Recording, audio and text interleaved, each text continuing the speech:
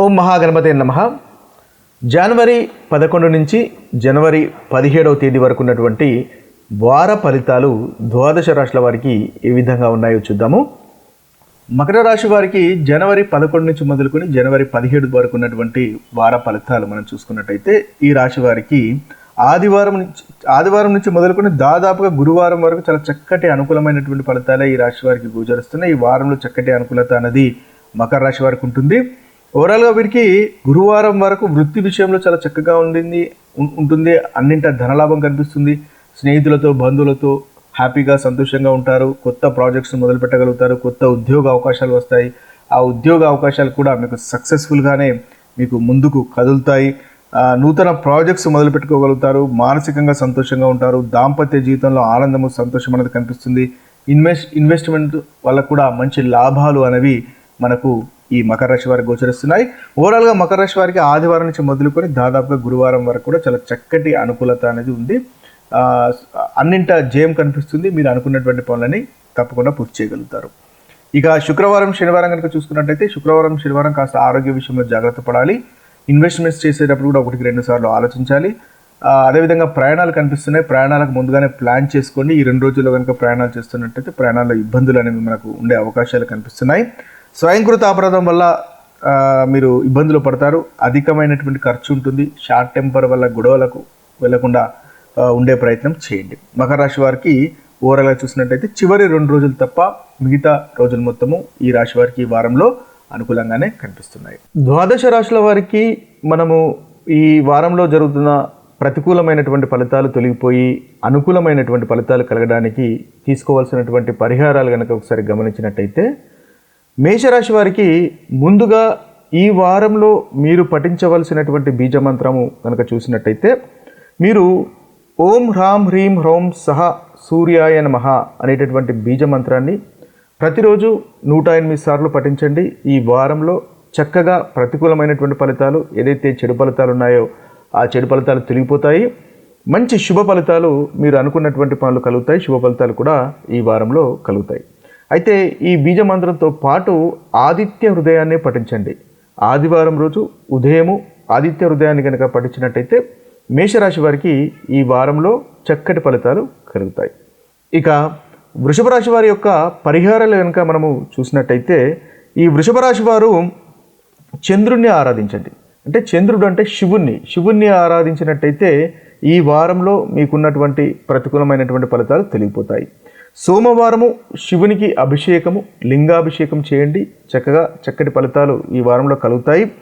శివుని ఆరాధనతో పాటుగా ఓం శ్రాం శ్రీం శ్రౌం సహ చంద్రాయ నమః అనేటటువంటి మంత్రాన్ని ప్రతిరోజు 108 సార్లు పఠించండి. దీని ద్వారా మీకు చక్కటి మానసికమైనటువంటి శక్తి లభిస్తుంది.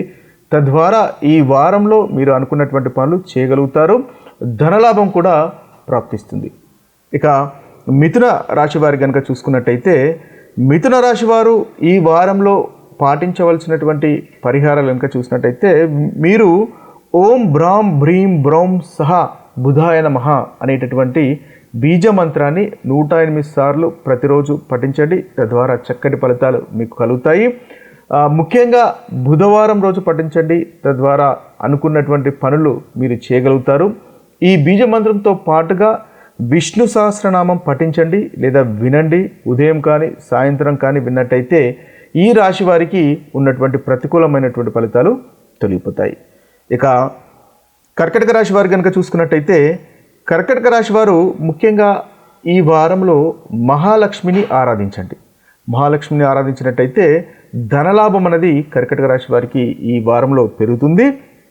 ముఖ్యంగా మహాలక్ష్మి ఆరాధనతో పాటుగా మీరు పఠించవలసినటువంటి బీజమంత్రం కనుక చూసుకున్నట్టయితే ఓం ద్రాం ధ్రీం ద్రౌం సహ శుక్రాయ నమః అనేటటువంటి బీజమంత్రాన్ని 108 సార్లు పఠించండి. ఇది శుక్రునికి సంబంధించినటువంటి బీజమంత్రము.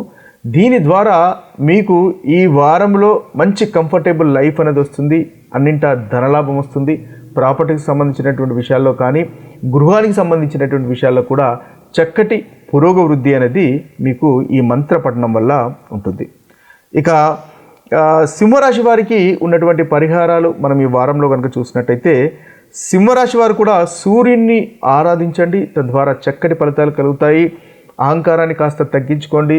ఆత్మవిశ్వాసము పెరగడానికి సూర్యుని యొక్క ఆరాధన ఈ రాశి వారికి తప్పకుండా ఈ వారంలో ఉపయోగపడుతుంది.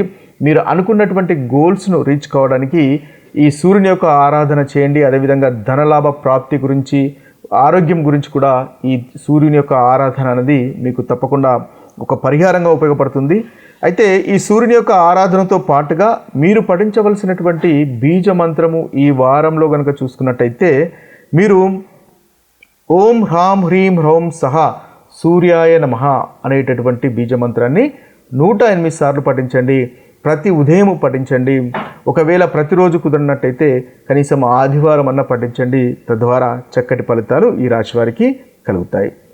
ఇక కన్యారాశి వారి యొక్క ఫలితాలు, కన్యారాశి వారి యొక్క పరిహారాలు కనుక మనం గమనించినట్టయితే కన్యారాశి వారు ఈ వారంలో కలుగుతున్నటువంటి చెడు ఫలితాలు తొలగిపోయి మంచి ఫలితాలు కలగడానికి, మీరు అనుకున్నటువంటి పనులు చేయడానికి, అదేవిధంగా ఏ పాపగ్రహాల యొక్క దృష్టి తొలగిపోయి చక్కటి ఫలితాలు నెరవేరడానికి కన్యారాశి వారు మీరు ఓం క్రాం క్రీం క్రౌం సహ భౌమాయ నమః అనేటటువంటి బీజమంత్రాన్ని పఠించండి. తద్వారా చక్కటి ఫలితాలు కలుగుతాయి.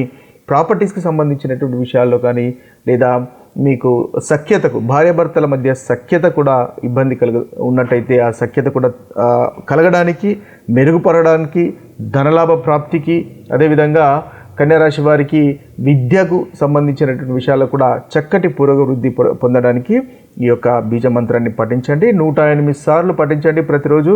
ఒకవేళ వీలు కానట్టయితే కనీసం మంగళవారం అన్నా మీరు ఇది 108 సార్లు పఠించండి. తద్వారా కన్యారాశి వారికి ఈ వారంలో చక్కటి ఫలితాలు అనేవి కలుగుతాయి.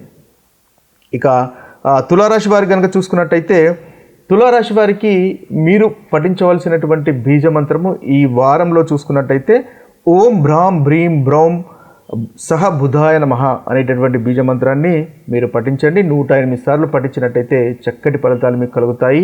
అదేవిధంగా మహాలక్ష్మిని ఆరాధించండి. తులారాశి వారు మహాలక్ష్మిని ఆరాధించినట్టయితే మంచి ధనలాభము అనేది ఈ వారంలో మీకు ఉంటుంది. అదేవిధంగా చెడు ఫలితాలు కూడా తొలగిపోయి చక్కటి అనుకూలమైనటువంటి ఫలితాలు ఈ వారంలో మీకు కలుగుతాయి. ఇక వృశ్చిక రాశి వారికి కనుక చూసుకున్నట్టయితే వృశ్చిక రాశి వారికి పరిహారాలు, మీరు ఈ వారంలో శనీశ్వరుణ్ణి పూజించినట్టయితే చక్కటి ఫలితాలు కలుగుతాయి. ఏదైతే మీకు పెండింగ్లో ఉన్నటువంటి పనులు దీర్ఘకాలికంగా మీకు కావట్లేదు అని అనుకున్నటువంటి పనులు కూడా మీకు నెరవేరుతాయి. అదేవిధంగా మీకు వృత్తికి సంబంధించినటువంటి విషయాల్లో ప్రోగ్రెస్ అనేది ఉండడానికి మనకు ఈ శనిని పూజించండి. శనీశ్వరుని పూజించినట్టయితే చక్కటి ఫలితాలు వృశ్చిక రాశి వారు పొందగలుగుతారు. అదేవిధంగా మీరు పాటించవలసినటువంటి బీజ మంత్రం కనుక చూసినట్టయితే ఓం ప్రాం ప్రీం ప్రౌం సహ శనిశ్చరాయ నమః అనేటటువంటి బీజ మంత్రాన్ని పఠించండి. తద్వారా చక్కటి ఫలితాలు కలుగుతాయి.